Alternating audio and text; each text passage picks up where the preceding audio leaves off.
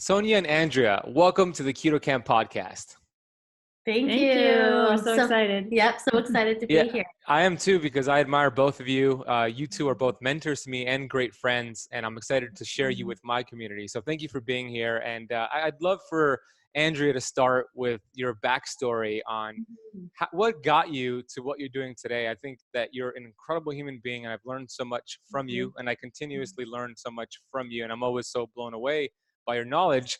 But you didn't always have this knowledge. So what started you in the health space? I'd love for you to share that. Yeah, so to jump all the way back to being a child, I was diagnosed with rheumatoid arthritis at 2 years old. And so I grew up with a very Western medicine background. A lot of aspirin. It was 9 aspirin a day from the time I was 2 until 11. And growing up, it was very much more of like, let's not let this disease progress. But I wasn't trying to get better. They weren't trying to help me break out of the autoimmune. They were just maintaining the disease. So when I was in my young 20s, I moved to a place called Oregon, and they had all this natural medicine. And it was amazing because they're like, let's get to the root of what's going on. Let's help you have a better, more functional life, not just maintain disease. And so I started changing my diet. I went off medications and was implementing supplements and changing mindset and seeing a life coach and a physical therapist and all these multi-therapeutic approaches to wellness. And from there, I was able to start getting my life back. I started being able to exercise more. I was no longer that person that was at the office afraid of everybody being sick, because I knew that if somebody that was sick came by me, I would be sick for weeks because my immune system was so weakened. And so I became just really strong with my immune system. My mindset completely shifted to one where I wasn't just so afraid of how I was going to feel or what was it going to look like the next morning. Would I be able to walk? I started getting more confidence in my body, being able to go for a hike, right? Or walk in the parade. Because as a child, I was the child that had to be pulled in the wagon because I couldn't make it the full way because the doctors were afraid that it would damage my joints. And so I felt so empowered after being able to do all this stuff with natural medicine. And so, go ahead, Ben. I looked like you were going to say. I didn't know that they actually had to make you stop because they thought it was going to damage the bones. That sounds like it was severe. Yeah, they wouldn't let me do any sports. I wanted to be in gymnastics because my sisters were in gymnastics, and the doctor said, absolutely not. We're afraid of joint damage. So they wouldn't let me. So you can see like how that would hurt somebody mindset-wise, especially as a child. You'd become afraid to do things.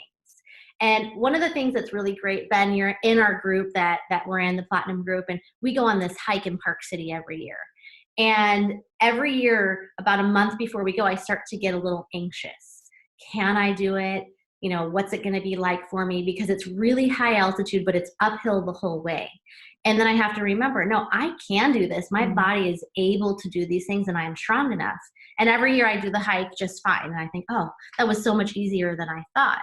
Right. And so that's some of the mindset stuff of growing up with autoimmune and doctors telling you can't do something or this will hurt you, that I've been overcoming over the last 10, 15 years in my journey.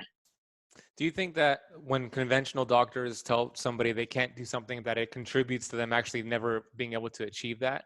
100%, right? Bruce Lipton's The Biology of Belief. If you think something, right, you can actually make that happen. So if you think an apple is going to hurt you, well, when you eat that apple, it's more likely to hurt you.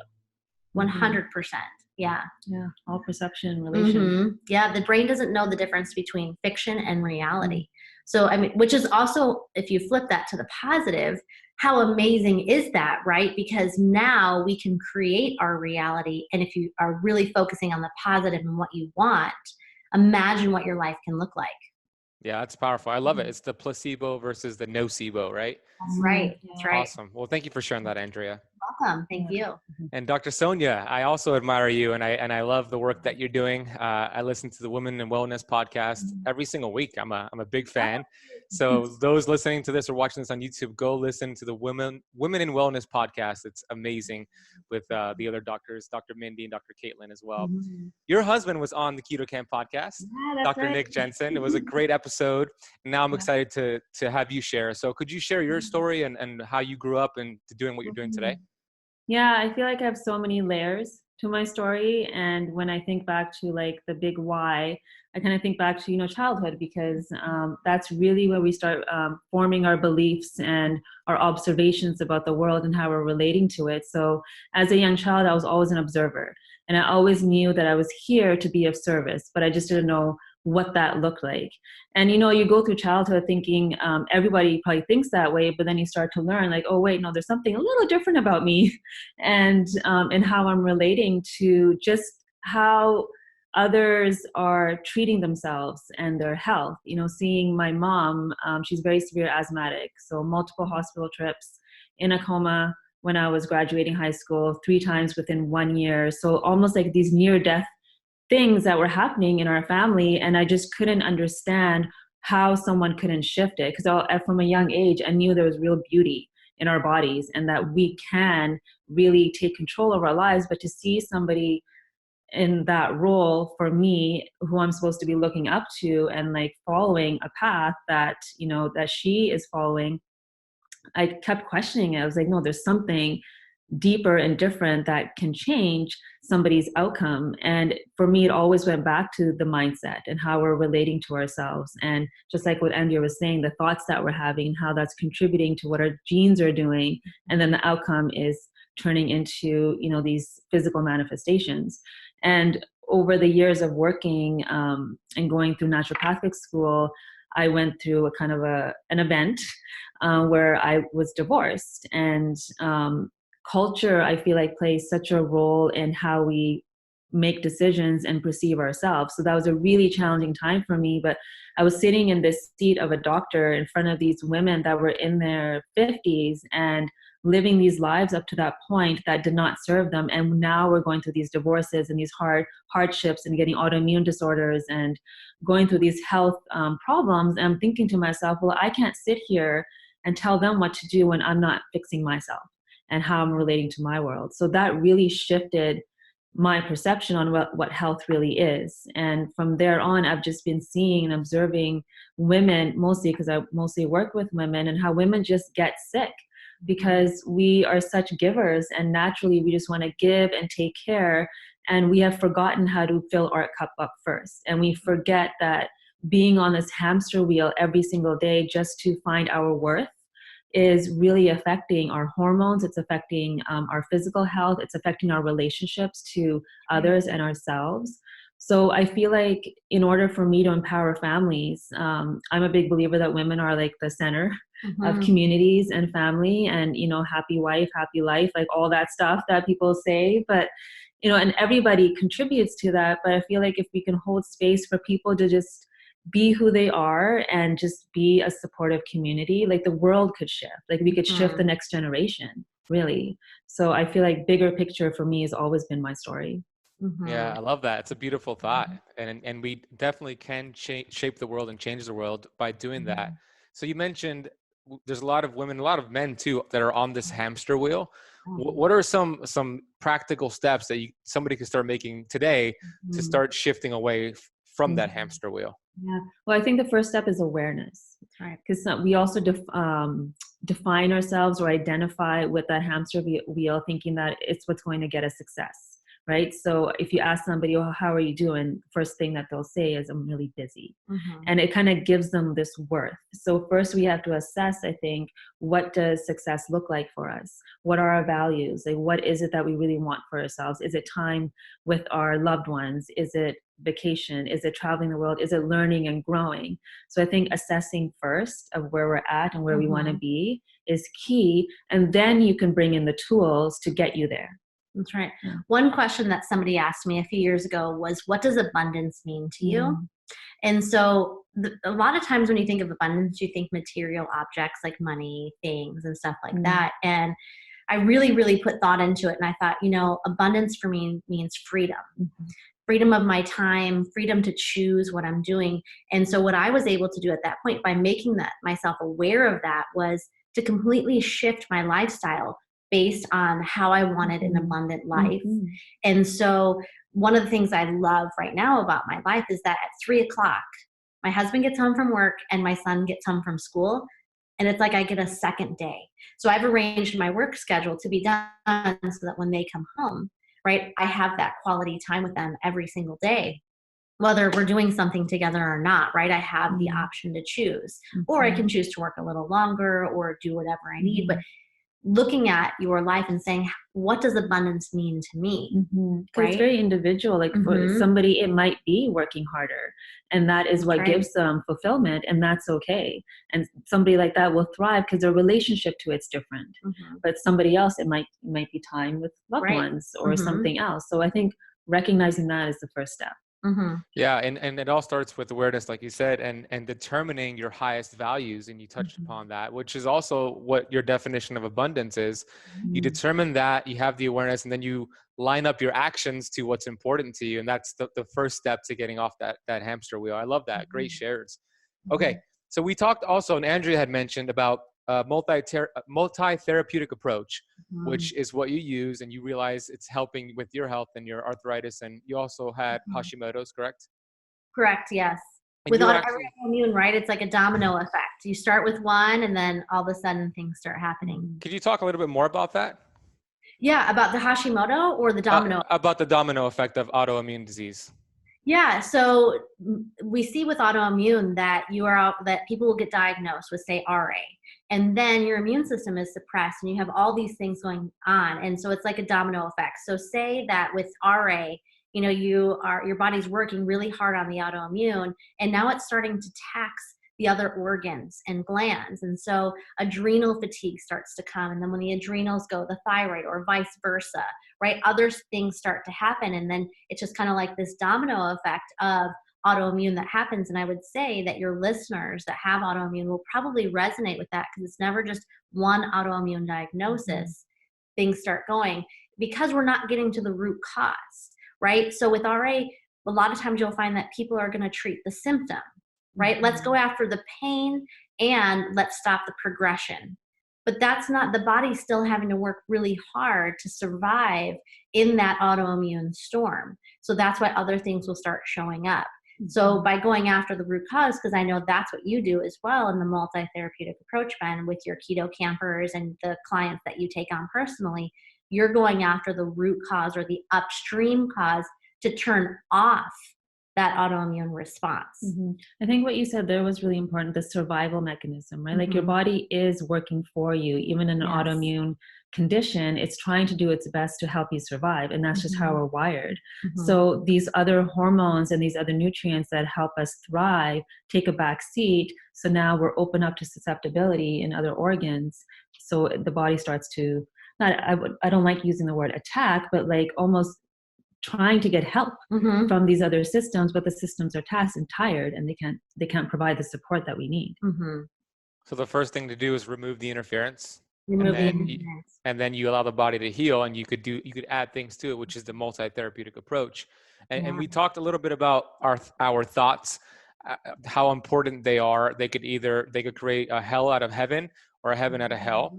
So how does that tie into people that you work with when it comes to people who are, let's say, an entrepreneur or somebody who has a corporate job, and they're just so stressed out right now, and their stress is getting the best of their health? What would be some of the work you would do with that person? Yeah, so I think showing them how it's affecting their health, right? Because some of these people, they're probably getting brain fog, fatigue, irritability, their hormones are probably off, so low libido.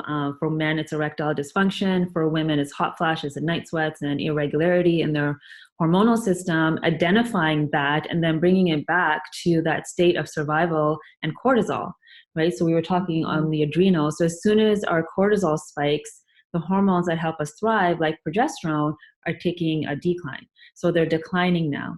So if we don't identify how that stress is really manifesting in our body, it's hard to even want to shift it, because for many people, they're thriving off the stress, right? Like that high that you get from being that fast pace. So you identify it, and then we give them tools. So that tool can be meditation. It can be yoga. It could be identifying, a certain type of exercise, a diet that's going to help their body feel nourished and not also in a state of survival, and really reducing the inflammation that shows up when we're in that stressful state. So when cortisol goes up, progesterone goes down or is in decline. What else goes down? Testosterone goes down. Testosterone goes down. Yeah, so any hormones that are going to help you grow will decline. Growth hormone will go down as well. So cortisol and insulin are very intimately linked as well. So, you helping your audience out with getting into ketosis is helping. It's a tool that's allowing their cortisol to come down as well. So food is a huge component of helping your body get into a more relaxed parasympathetic state too. And you do kind of a variation of vegetarian keto, correct? Yeah. And how does that work for you? Like, what's on a typical plate for you? So it depends on the season. So right now there's a lot of squash on my plate. So a typical plate would be lots of vegetables, and the fat would be more like avocado, lots of oil, olives, and then my protein is usually some sort of beans or lentils, or some nuts. So that's kind of typically what my plate would look like, and a lot of soup. I mean, you've experienced that already. Yes. It sounds delicious, actually. So delicious. So we talked about stress. So you would have them identify first what it's doing to them, connect that. I love that. I think it's great. So they actually see it right there, clear in front of them. They understand why it's happening, why they're experiencing symptoms. And then you add the what? And they can test it too. You can test your hormones and your adrenals to see exactly what's happening. And even what's the test you would recommend for that? So I would do the Dutch test for hormones, and then also the organic acid test I really love as well, because that's telling us how the stress is affecting your neurotransmitter health and also your mitochondria. And we need our mitochondria to function well to actually have energy to do anything, even get into a parasympathetic state. Because if we're so fatigued, it's really hard to change our mindset around anything. Yeah, it is. And I want to also talk about the importance of having a support system or a community. And maybe Andrea could talk about this. How important is that? Because you could have all the information and the right tools and do the right testing, but how important is it to have that structure, that community, a support system in place for results? I would say it's imperative, right? Because, statistics show the people you surround yourself is what you become like. So you need a community and support system to hold you accountable, but to also pick you up, right? One of my favorite phrases is, in this group we rise together. And I use that in the group that we're together with, because we really do lift each other up. And what we do is different than what the rest of the world is saying, right? We're saying, eat high fat, eat lower carb, fast, don't eat all day. Like what we're saying is different, right? It's kind of like a 180 degrees to what the world is saying. And we need people to hold us accountable, but to encourage us as well. So without the community, you're more likely to have more struggles in your journey. Because this is a health journey, right? I will do this my whole life, and I'm excited about that. And if you've heard of Kelly McGonigal and her work on stress, she talks about the physiology of stress. The moment we're stressed out, yes, we're releasing our cortisol and adrenaline, but we're also releasing oxytocin. And oxytocin is that love and that community hormone. So we as humans need each other to help lift one another up, because without relationships, there's no growth. Yeah, I have an example that I share often, which is, if you look at creation, I have yet to find something that is by itself. We can look at grass, flowers, animals, humans. We all have fellowship. So it's my belief that we're not designed to do anything alone, really. Yeah, I agree with that. It's so important. It has been for my journey as well, surrounding myself with people who kind of place me in the zip code of greatness, I call it. Because before that, I saw the opposite when I was growing up. I was surrounded by people who are actually leading me to bad things, to unhealthy living habits. So I saw the reverse of that. And I know how important it is to surround myself with supporters like you two and the whole group, the Platinum Group, because it's been a game changer for me. So let's talk a little bit more about what stress does to weight gain or weight loss resistance. How does that correlate? So the moment there's stress and cortisol rises, insulin is also associated with that. right? So the body is going to increase glucose because it feels like you're running away from danger. Your physiology can't tell the difference between you getting upset with your partner and you actually being in danger and needing that support in your muscles to run and get away from it. So the glucose rises, the insulin rises, and if we're doing that continuously all the time, we're turning into a state of insulin resistance. And now the glucose isn't getting inside your cells.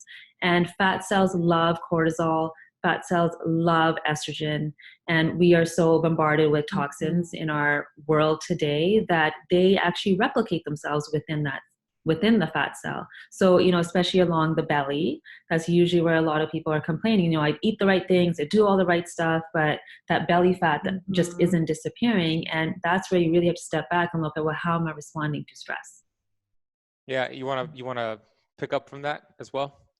Well, I was just going to say that's been so much a part of my journey growing up with autoimmune since a young age. And that stress part, I would say food has not affected my body like stress has. And even when it comes to weight gain, but it's also pain and inflammation tied to the stress as well. And so stress has been really impactful in my life in trying to regulate that in my journey. And so, we talk to a lot of people and they're like, I'm doing, like Sonya was saying, everything right. But how stressful has that journey been? Are you eating and fasting so much that it's actually stressing you out and stopping your progress from happening? And so that's where you really need a coach, because again, it's my true belief, like I'm a coach, but I need a coach, right? Tom Brady, I'm going to use a football analogy. One of the best quarterbacks, I'm not even a Patriots fan, out there, he still has a coach, because we need to be walked through this journey, because it's hard to identify our own stress because it might have been there our whole life. And so stress is so impactful in your health journey, not with just weight, but also with your body being able to heal. Yeah, and if you experiment with yourself and start observing, you'll have a lot of like, whoa moments. Yes. Like I stressed myself out so much with this move that we did with our family that I was starting to make myself sick. And I had this moment of like, whoa, like this needs to stop, because we are in control. We are. Yeah. I love that you developed that relationship with your body, that when you're having too much stress, because some of it's fine. I mean, acute stress is it's fine. We grow from it, but it's when it becomes chronic that it turns into a problem. And I've seen people get knocked out of ketosis, but not even eating food, but just getting stressed out because you said it, cortisol, glucose, insulin, and then ketones go down. So it's very important, especially if you want to get into ketosis and get the therapeutic benefits of ketones. So you two, and you have a group that you're working with, you have something special going on and coming up in February, which is, I'd love for you to share about it. And it's designed to teach people more about what we're talking about here, which is mastering stress, having more of this awareness. So I'd love for you to share a little bit about what you are doing in February. Yeah, so we have a retreat coming up, and we're really firm believers that we do need to step out of our everyday hamster wheel to get into a space that's supportive, that's safe, and where we can really spend time just with ourselves, first working on that relationship, and then have that community that Andrea was speaking to help elevate us while we're there, and working on, like the foods that are right for us, the mindset that's going to be right for us, and then being able to create from that point on what it is that we want to manifest for ourselves. Yeah. And really be immersed, right? It's a retreat and a wellness vacation, right?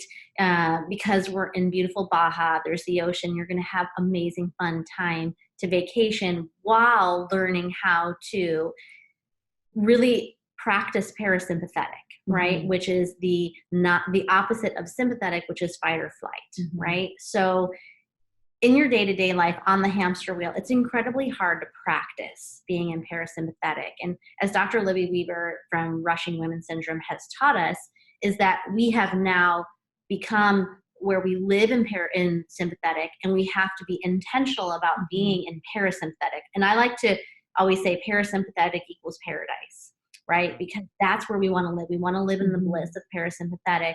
And so the retreat puts you in immersion, where you release all of these like worldly things that you're stuck in on the hamster wheel on a day-to-day basis, and you're really practicing it, creating a new habit so that you're more empowered when you go home to be able to see what you need to shift at your at-home life.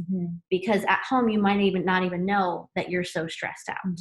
Yeah, it gives you actual tools that you can then utilize afterwards, because we can do these things, we can go to retreats, we can do all of that, and then go back into our old environment and just get stuck back into that wheel again. But what we really want to encourage during that time are the community piece. So we still are in touch with our old participants, and we all encourage each other and elevate each other even afterwards, because it's needed, because life continuously happens.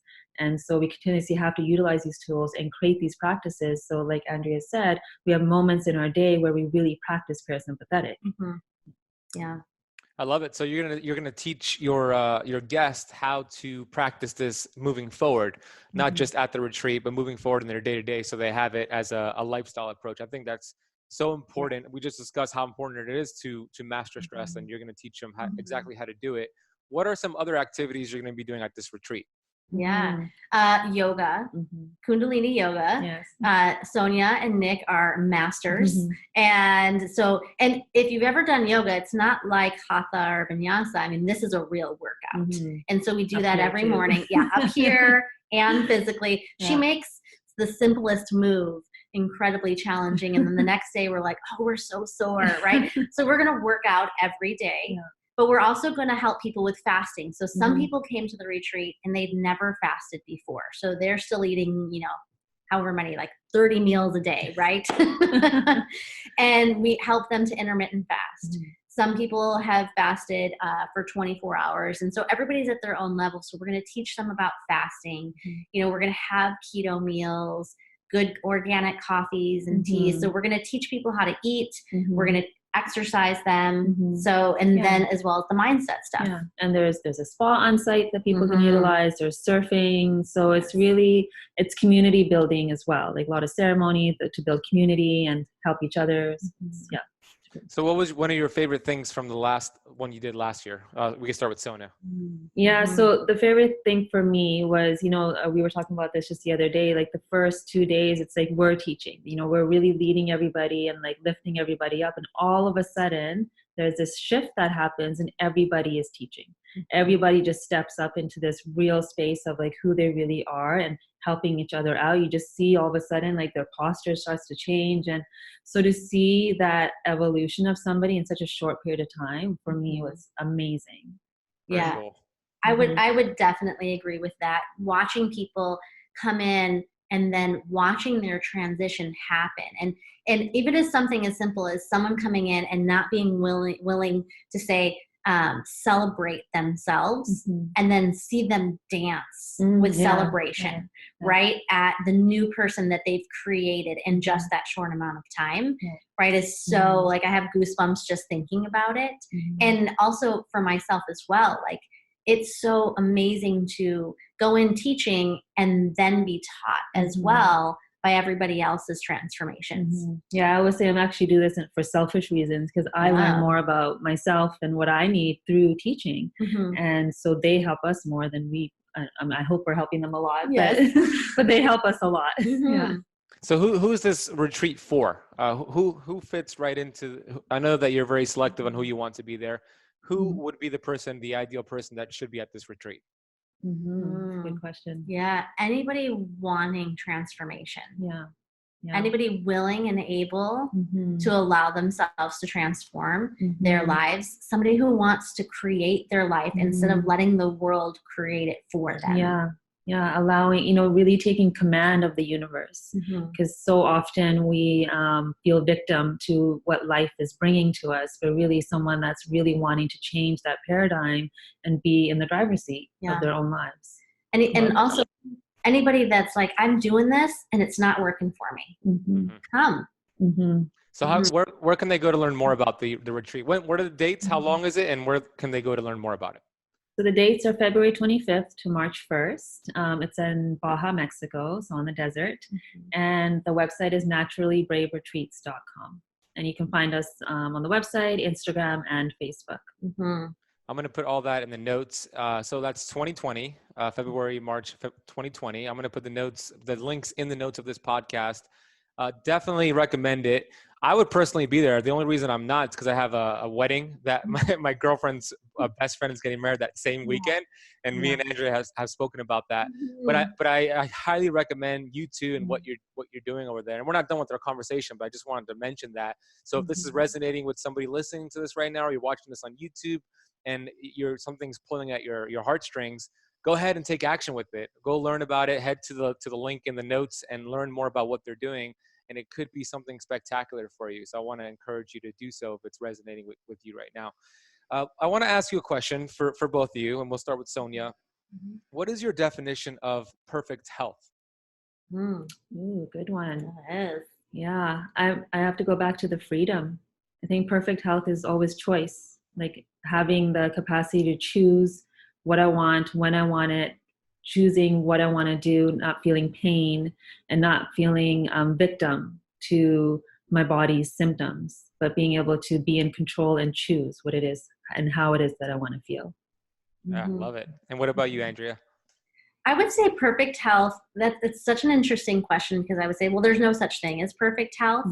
But for me, it's going through the journey and knowing that you're going to be going forward, and sometimes it's going to feel like you're going back, but not giving up, using your failures as feedback, not as something that's stopping you from moving forward, right? And for me, that would be perfect health, just knowing that this journey is going to continue going on, and I'm going to get better and better as I age, and that there's going to be some setbacks, but that's not going to stop me. That's going to be feedback to direct my path as I'm moving forward. Yeah, I love it. Both of that ties into awareness, which was at the beginning of our conversation.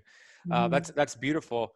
So I want to talk a little bit more about that. And I agree. I don't think there's such thing as perfect health. My definition of it is normal, the way we were designed to be, which is thriving, which is exactly what both of you just stated. So what are some other looking for practical tips that you can share here for somebody to start getting more results in their life? Things they could maybe replace that are simple swaps they could do right now today that will make a difference for them and how they feel and having more awareness in their life. Yeah. So I always go bigger picture first. And for me is breathing. So we do not breathe well.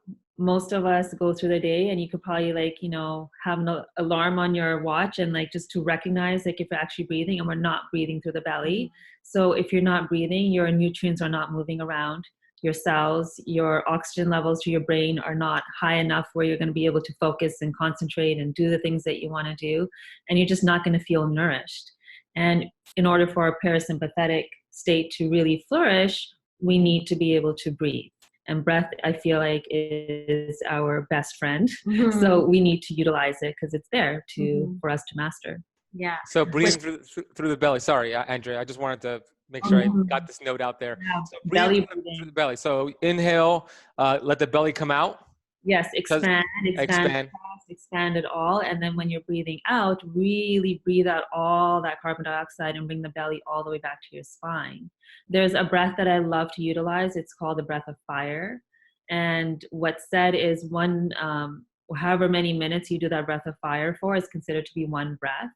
And in yogic teachings, they teach us that we have only a certain amount of breaths in our lifetime. So if we can extend that breath out, that's longevity, right? So by utilizing that breath of fire, we're using our navel point, which is our command center, to command, again, the universe in our life, and really get, positive feedback in our body to create more confidence too. Awesome. What were you going to share, Andrea? Oh, I was breathing. Every time she says it, how many in the audience just immediately started doing their breathing? Me too. And realized I maybe wasn't even breathing during this entire podcast so far, myself included, right? Yeah. So that's always such a good reminder, and something so simple. You can even do little sticky notes, right, around just to remind you to breathe. I love that. Yeah, such a great tip right there. I didn't realize to the extent that your breathing determines if nutrients get into your cells, and you said oxygen to the brain. So it makes so much sense. So if you're an entrepreneur, just by breathing, you might be more mentally sharp and have less brain fog just by practicing this every single day. And like Andrea said, having little reminders that say, breathe all over the place. So simple and so complicated at the same time. Exactly. So what about you, Andrea? What are some practical tips you can share? Yeah, mine is going to be variation. And so I need a term a fun term for variation, because it's just not that fun to say chronic variator or addicted to variation, something more fun and more positive, but variation of life, right? So if you've been doing ketosis for a year and you're not seeing the results, or even if you've been doing it a year, right, change it up. And so I like to think of daily, weekly, monthly, seasonally for every single thing in your life. So if you have a morning routine, change it up, right? Weekly, daily, weekly, seasonally. If you're, whatever you're eating, change it. Eat in the seasons. The food that you're eating, it needs to be changed on a regular basis, because if you think about the amount of nutrients we need, yet we eat the same food, every week, we're not getting all this amazing nutrition out there that we could be getting if we're eating the same thing over and over. And then I would say even too, what are you watching? What are you reading? Who are you spending time with? Variation in every aspect of your life would be a tool I would start utilizing right away. Yeah, I love that. Variation, adaptation, flexibility, whatever we want to call it. What does that do to the body at a cellular level with the hormones when you're constantly changing up your what you're eating and your routine? Well, it's forcing your body to adapt. So it's the same thing with fasting. What we're doing is we're creating a bit of conscious stress on the body. And with those simple moves that Andrea was talking about that I get people to do in yoga class, it's the same thing. It's a conscious stress for that minute or those 3 minutes, sometimes 10, so that the body has to step up. It has to rise up for the occasion and do what it needs to do and move the nutrients, move the hormones, get things activated. And then there's a rest, right? So I think the big thing also that would be great for your listeners to tap into is the art of receiving. Because that receiving doesn't happen until we relax, right? So the refeeding part of the fasting is the most important. The shavasana and the rest after a yoga class is the most important. The end of the day, really collaborating or looking at what your day was like and relaxing into the gifts that day brought you is probably the most important time of the day, right? So I think I went on a tangent, but I hope that answered your question. Yeah, that's great. I love that. Looking back at your day and seeing what gifts were brought to you. There's always gifts to look for. And I'm a true believer that whatever we feed energy to expand. So if you start getting into the habit of that, you'll get more gifts to be thankful for. So I love those shares. So powerful. I think these tips are very simple, like we said, but they're very difficult to do on a consistent basis. And I think that's where a lot of people lack the results they want. It's the discipline to get there, or the consistency, or whatever you want to call it. So what are some tools you can do to develop that discipline or that consistency to get the results that you want? So some tools for the discipline piece, I think you have to relate to discipline in a different way too. So for me, discipline equals freedom, right? Because when you're consistent, you're having that positive feedback loop in your brain that tells you are doing something for you. And then your bucket is getting full and full. And it takes 40 days. I mean, there's different days now. Robin Sharma says 66, some people say 40, and it takes that much time to break an old habit and create a new one. There's a neuroscientist that I was listening to, and she was talking about how our synapses and neurons are so fixated with our habits and our beliefs that it's a metabolic expense on the body to break it and create a new one. And that's not going to happen after a few days, right? So if you do something for 40 days, your neurons can then gently create these new pathways that are then going to serve you. So just by, 2 minutes of breathing in the morning, 2 minutes. We spend so much time scrolling through Facebook, Instagram, doing all this. We can give ourselves 2 minutes to breathe, and then maybe extend that to 3 and then to 4. So it's just step by step. Try one thing at a time. Yeah, I love it. Try one thing, get good at that, and then build from there. Great advice. And that's so fascinating about that. It's a metabolic expense to the body to change a habit. It really is. It really is. So what about you, Andrea? What are some ways that they could learn from you? Yeah, well, I think community, right? And having a tribe is really important when you're looking at discipline in your life. Because again, I would rather reframe the word discipline to something else, right? Something that feels a little less harsh for me, because I like freedom. And so, what does your shirt say though, Bennett? I see the word discipline. It says what she just said, discipline equals freedom. Oh, that's so amazing. I love it. It does, right? It does equal freedom. And so I think we look at discipline as something that's like, if your kid does something wrong, you have to discipline them. So it's like looking at discipline as a way of freedom, right? But your community and your tribe and having people that do this journey with you, I think helps you to create those new habits and stick to them. Mm-hmm. And then I would say your morning time. Set your morning up right and set your evening up right. In the morning, if you start your day off with intentions, quiet time, and gratitude, what you focus on grows. And so if you start your day off like that, and it could be just as something as 2 minutes, I can literally set an intention in 30 seconds, right? So set your intentions every single morning and then look back and reflect and see how all of those things fall into place. I love that. Yeah, totally. And so we talked a lot about thinking in our thoughts and how we could manifest a future for us that we want, or a future for us that's the same old pattern that we've been in with our thoughts. I'd love to talk about gratitude and how important it is to experience gratitude. One of my favorite quotes comes from Dr. John DeMartini, and he said, whatever we think about and think about, we bring about. And the whole conversation is all about that. So my question to you, both of you, we can start with Sonya, is what are you most grateful for today? And then what are some ways to practice gratitude? Yeah, I've had this thought for the last couple of weeks because my husband and I just kind of renewed our vows. And so I've been really deep into like gratitude and just gratitude for breath and life and community. Just seeing everyone show up for us the way they did, and just like the amount of love that life can bring if you allow it, I think is just so beautiful. And we don't tap into that a lot because we focus so much on what's not working. So I am just grateful for life. Like just for this ability to experience this life, as challenging as it can be, but I'm just so grateful that every day I can wake up and have like beautiful people around me. Yeah, I love that. What about you, Andrea? Well, I would say gratitude and joy are my two very favorite things because we get to choose them. And so I get even just like so emotional at the idea that I get to put on gratitude. I get to put on joy every single day and live there. Right. And then I would say too, just people. I love people. I love connection. My love language is quality time. So I'm at Sonya's house spending quality time, and how amazing that I get to choose that. So people and choices. Yes. Beautiful. And what are some ways that somebody could practice gratitude? I know it sounds easy, but if you actually could put it into somebody's like schedule, or what would you tell them, or what would you recommend for them? Yeah. So one oh my gosh, I'm so used to saying hormones all the time. Homework assignment that I give my patients is that in the evening, first starting with themselves, 3 things that they're grateful for themselves that they did, and then extending that out. So just writing it down or saying it to your partner or saying it out loud, because sometimes just thinking it, all of a sudden there's another belief that comes in to almost block it. So I think if you actually physically write it down and say it out loud, it turns into existence, right? Yeah. There's a lot of people out there that I know are struggling with that.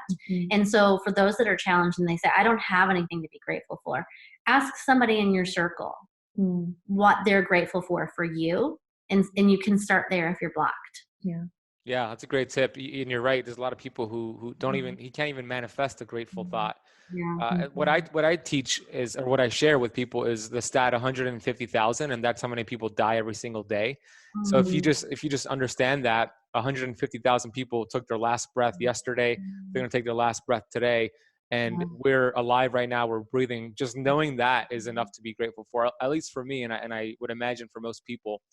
Which is such a powerful stat. It's a lot of people that are dying every single day. So if you just put your hand on your heart and feel the heart beat and breathe, going back to breathing, that's a sense of gratitude for sure. I thank you for sharing that, by the way. I'm grateful for that share. So thank you too. I have a couple more questions for you. What is the most exciting thing that you're working on right now? We'll start with Andrea. What's the most exciting thing that you're up to right now? I would definitely say retreats, because I have more than one retreat in the mix for next year. And that was my big thing in 2019, was that I wanted more retreating in my life. Because when I was at the retreat this year, it just felt right. Everything about it, I was 100% in parasympathetic mode the entire time, even teaching, which is not always the case when you're teaching. And so I'm so excited about retreating and making it part of my life and bringing it to the world, because I think so many people don't take time to do something like a retreat. Yet a retreat has the ability to completely change your entire life. Mm-hmm. I love it. I'm excited about retreating. Yeah. Well, before we move on to Sonya, how did you get involved with retreats? Like what sparked your interest in retreats? This one. Got it. So I've been doing women's retreats as an attendee. And Sonya has been doing them, but she's been putting them on. And when she asked me to join her in a joint venture for Naturally Brave, I mean, it wasn't even, I didn't even ask my husband, and that's totally like a faux pas rule. Like, I always talk to my husband about everything. And I was like, yes. And done. Done. Hey, by the way, Jake. Shout out to Jake. He's awesome. Yeah, shout out to Jake. We just went into business with Nick and Sonya. Yeah. Did you really? Yeah, the Naturally Brave. Oh, got it. That's amazing. I love it. Okay, so you got into it because of Sonya, and now you're so inspired to do even more next year. I didn't realize you were doing more than one, so that's really exciting. Mm-hmm. Very cool. What about you, Sonya?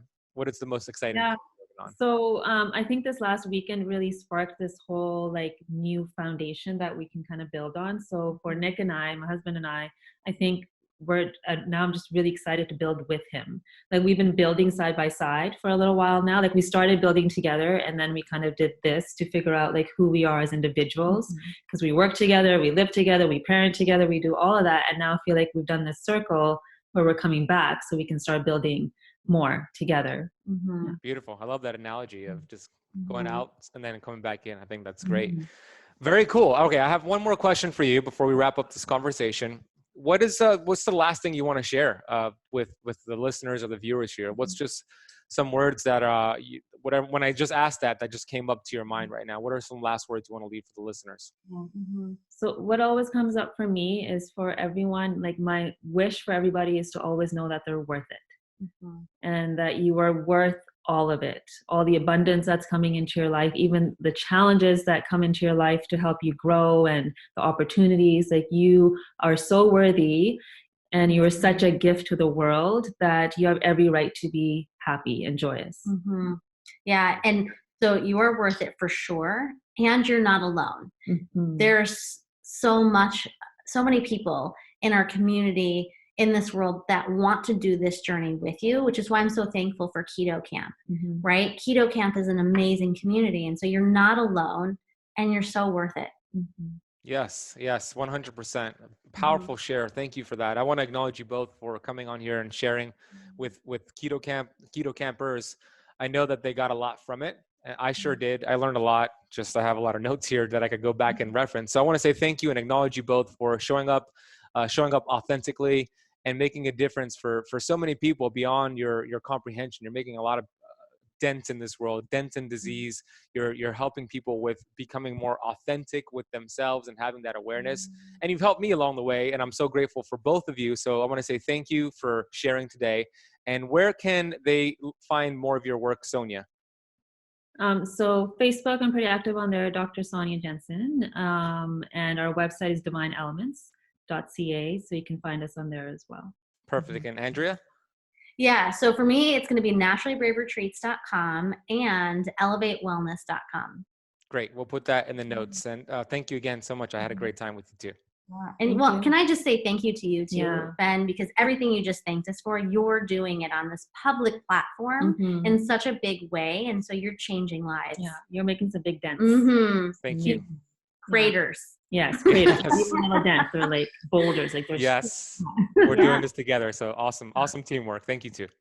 Thank you.